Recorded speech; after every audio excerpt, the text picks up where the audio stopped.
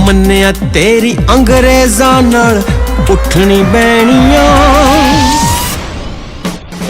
ਜੇ ਪੰਜਾਬ 'ਚ ਰਹਿਣਾ ਪੰਜਾਬੀ ਬੋਲਣੀ ਪੈਣੀਆਂ। ਹਾਏ ਜੇ ਪੰਜਾਬ 'ਚ ਰਹਿਣਾ ਪੰਜਾਬੀ ਬੋਲਣੀ ਪੈਣੀਆਂ, ਨਹੀਂ ਐਦਾਂ ਬੋਲਣੀ ਪੈਣੀਆਂ।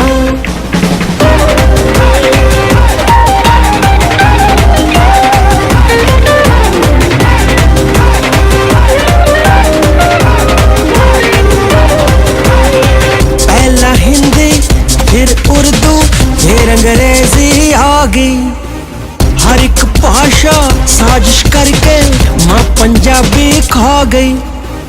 हुण गीतां नाल कुल दुनिया विच इज्जत लैणिया, जे पंजाब च रहना पंजाबी बोलनी पैनी है तां।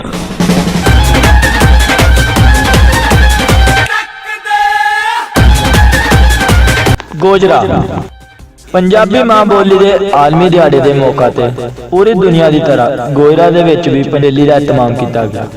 इस रैली की क़यादत पंजाबी सकाफत के अलंबरदार कैलीग्राफर पंजाबी आर्टिस्ट चौधरी अब्दुल लतीफ साहू ते मोहम्मद लकमान मानीपुरिया ने की।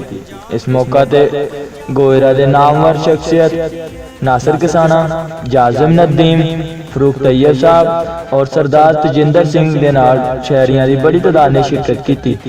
अब्दुल लतीफ साहब ने मलकावाला चौंक दे विच मीडिया के नाल गलबात करदे होया कहा कि लोग पंजाबी मां बोली नूं छड्ड के इंग्लिश की तरफ वध रहे हैं ते इन्हां ने हुकूमत तो अपील की कि पहली जमात तो लैके BA तक पंजाबी की किताब नूं लाजम करार दिता जाए। कोशिश की कईयां टैंका ठट्ठा डड्डा डड्डा नाना पापड़े आया लोवाना तत्ता थत्था दद्दा तद्दा नन्ना सिख बिहारी टिप्पी बिंदी कन्ना पप्पा पप्पा बब्बा बब्बा मम्मा दी 10 अंग्रेजी तमन्ना ये यारा लल्ला वाड़ा पथ पाथियां खुर्चा में पथवाड़ा की हिंदू ते की सरदार कट्ठे हो जो सारे यार, की मुल्ला ते की ईसाई कट्ठे हो जो सारे भाई, की सूफी ते की शराबी। सारे बोलो जय पंजाबी, सारे बोलो जय पंजाबी, जय पंजाबी ओए जय पंजाबी।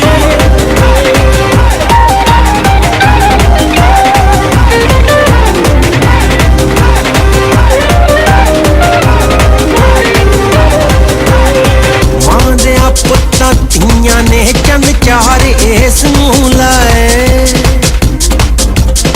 हुण गारगी अमृता प्रीतम शिव गुलबाश भी आए।